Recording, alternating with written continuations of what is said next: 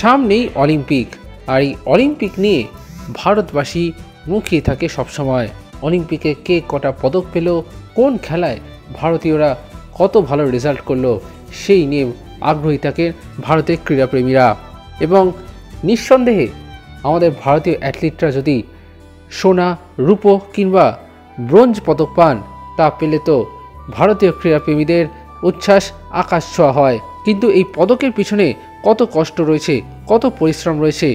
বছরের পর বছর একটা লক্ষ্যে চোখ রেখেই আসে চূড়ান্ত সাফল্য, গলায় পরিয়ে দেওয়া হয় সেই পদক।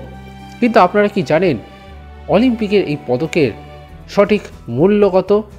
আর্থিক মূল্য যদি বিচার করা হয় তাহলে কিন্তু তা নিঃসন্দেহে চমকে দেওয়ার মতো।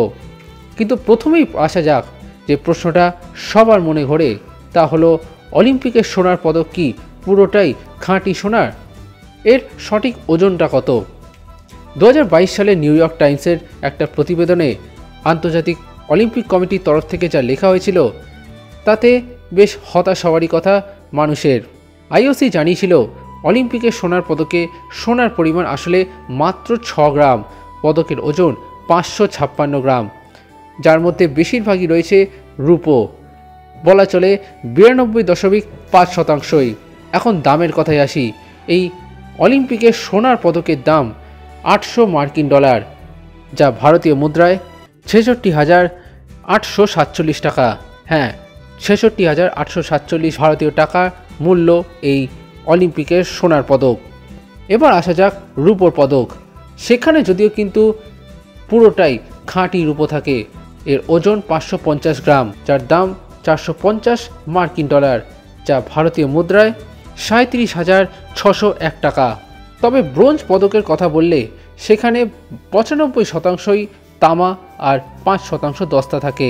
এর দাম অবশ্য খুবই কম, মাত্র 5 মার্কিন ডলার, যা ভারতীয় মুদ্রায় মাত্র 417 টাকা। তবে একটা সময় কিন্তু অলিম্পিকে সোনার পদকে কোনো খাত থাকতো না।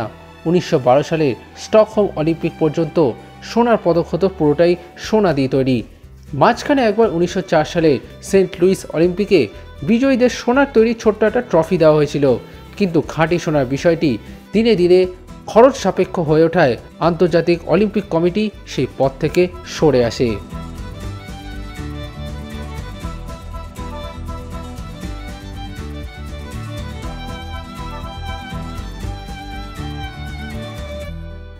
Extra time.